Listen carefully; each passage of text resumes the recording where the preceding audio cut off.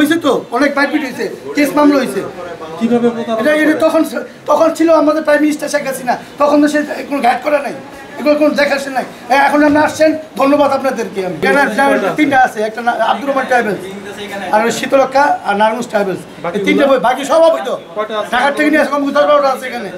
কিভাবে ওনারা ব্যবসা করতেছে তারা, আর দেখাইতেছে ঢাকার থেকে যে আমরা কিনছি বাই লাইসেন্স। ঢাকার থেকে তারা নিয়ে আসছে, ঢাকার থেকে আইডি নিয়ে আসে, আইসা এখানে তারা নিবন্ধন করে পাবলিককে বুঝায় যে আমাদের লাইসেন্স, আমরা কিনা লাইসেন্স, তোমার কিনা লাইসেন্স, তোমার লাইসেন্স নাম্বার কত, তোমার নামের যদি যেমন আব্দুর রহমান ট্রাভেলসের লাইসেন্স আছে, ট্রেড লাইসেন্স আছে, এবং ট্রাভেল লাইসেন্স আছে, এবং হজ লাইসেন্স আছে। যেমন কত নতুন দেখেন, তার কোনো ই নাই, ট্রাভেল লাইসেন্স আছে প্লাস ট্রেড লাইসেন্স আছে, লেকিন হজ লাইসেন্স নাই। সে হজে কীভাবে নেয়?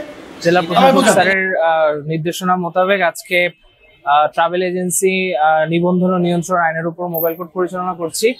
এখানে আমরা বেশ কিছু ট্রাভেল এজেন্সি দেখেছি যারা আসলে সিভিল এভিয়েশনের যে নিবন্ধন সনদটা ছাড়াই ওনারা ট্রাভেল এজেন্সি ব্যবসা পরিচালনা করতেছে। এরকম 4টা এভিয়েশন এজেন্সিকে আমরা জরিমানা করেছি আইনত, এবং এছাড়া আমরা বেশ কিছু ট্রাভেল এজেন্সি পেয়েছি যাদের কাগজপত্র ওকে ছিল, তাদেরকে আমরা ধন্যবাদ দিয়েছি এই কারণে, এবং ভবিষ্যতে আমরা সব কাগজপত্র যাতে ঠিক থাকে এবং অন প্রসেস যাতে সবকিছু করে তার জন্য তাদেরকে আমরা নির্দেশনা দিয়ে আসছি। তো এখানে 4টা, এখানে ফ্লাই শাইন এভিয়েশন সহ তারপরে হচ্ছে এভারেস্ট এজেন্সি, কদম রসুল এজেন্সি সহ এরকম 3-4টা এজেন্সি আছে যাদের আমরা লাইসেন্স পাই নাই। তাদেরকে আমরা সতর্কতামূলক জরিমানা করেছি এবং শীঘ্রই যাতে তারা লাইসেন্স করে ফেলে সেই ব্যাপারে আমরা নির্দেশনা করেছি। এটা ছাড়াও আমরা আজকে বিবি রোডে আমরা বেশ কিছু জায়গায় অবৈধ পার্কিং এর বিরুদ্ধে অভিযান করেছি, পপুলার মেডিকেলের সামনে।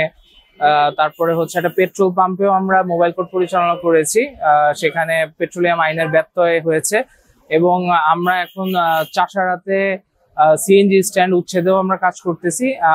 আমাদের সম্মানিত জেলা প্রশাসক স্যার আমাদের যে আইন শৃঙ্খলা মিটিং এর নির্দেশনা অনুযায়ী যে আমাদের চাষারা মোড়টা আমাদের কোনো ধরনের অটো বা সিএনজি স্ট্যান্ড মুক্ত থাকবে বলে স্যার ঘোষণা দিয়েছে।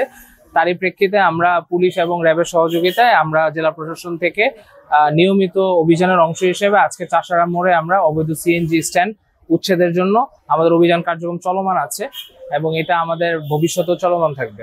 আমরা অলরেডি রাজুকের সাথে আমরা 2বার বসেছি, এবং আপনারা যা জেনে থাকবেন রাজুক অথরিটি থেকে ওরা টিম পাঠাচ্ছে এগুলো তদারকি করার জন্য, এবং আমরা জেলা প্রশাসন থেকেও ওদের সাথে সমন্বয় করে আমরা পার্কিং এর বিষয়টা, বিশেষ করে আমরা গত মাসে পপুলার, তারপরে হচ্ছে গ্র্যান্ড হল, এই ধরনের কিছু বড় বড় হোটেল এবং হসপিটাল, এদের পার্কিং স্পেস না থাকার কারণে আমরা এদেরকে পার্কিং স্পেস অচিরেই পার্কিং স্পেস করার জন্য আমরা রিকোয়েস্ট করে এসেছি, এবং ওই অনুযায়ী ওরা ব্যবস্থা নিচ্ছে।